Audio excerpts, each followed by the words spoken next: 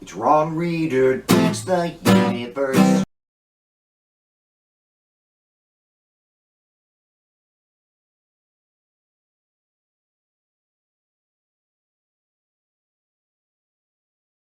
I'm Ron Reader, and this is Ron Reader Digs the Universe, and tonight, teaching the Bible in Texas schools.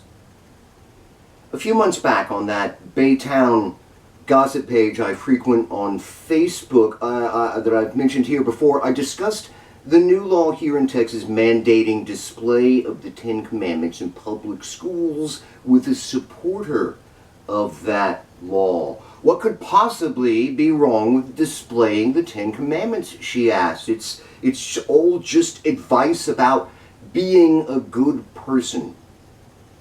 I responded that off the top of my head, maybe you might object to the one about having no other gods before Yahweh. Maybe you don't like Yahweh.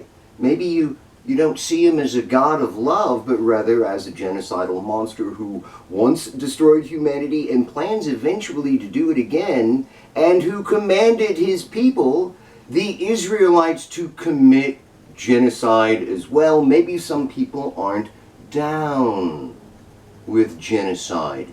Well, the conversation essentially ended at that point, but I'm expecting it to pick back up again with, whoever in earnest, now that the Republican-dominated Texas State Board of Education has mandated the reading of Bible passages in all public schools K through 12. Our MAGA red state now requires all kids to read about Adam and Eve, David and Goliath, the Exodus, and a lot more, all of which immediately prompts some pretty big questions. For instance, what version of the Bible are they using?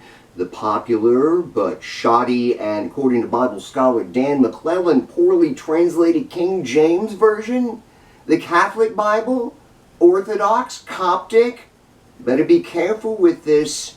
Any choice you make is bound to piss people off.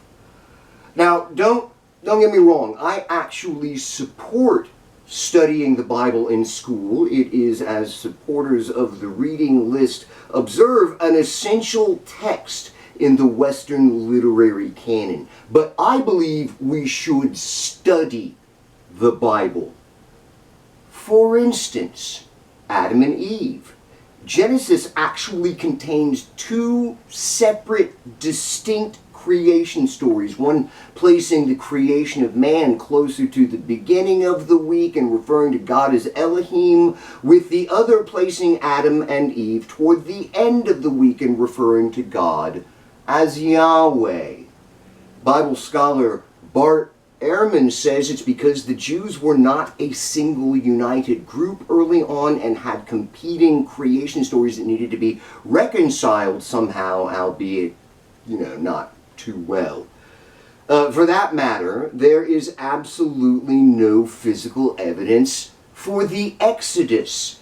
3 million people wandering in the desert for 40 years would have left an archaeological record, but there's nothing. Bible scholar Andrew Mark Henry tells us that there was no Exodus because the Jews never left the Levant in the first place, but rather, as pottery shards reveal, the Jews sort of morphed out of the Canaanite culture. So no Exodus, no conquest of Canaan. What's up with that? Why doesn't the Bible story fit the archaeology?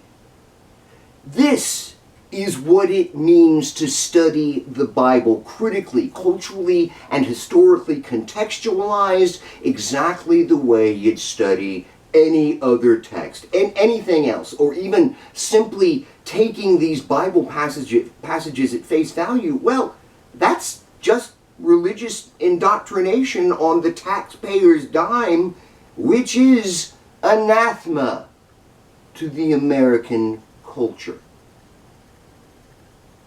I'm Ron Reader, and this has been Ron Reader Digs the Universe. Join me, Ron Reader, again next week for another episode of Ron Reader digs the universe.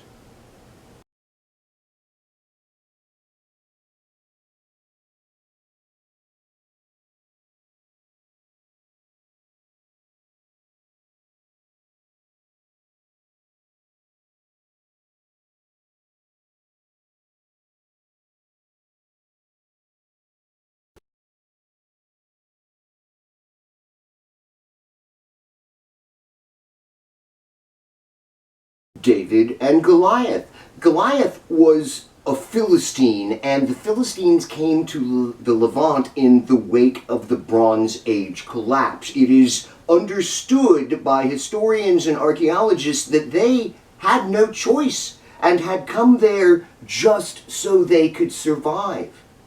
The Israelites and the Philistines probably could have made peace with each other, but no, God gave the promised land to the Jews, damn it, and only the Jews, so fuck the Philistines.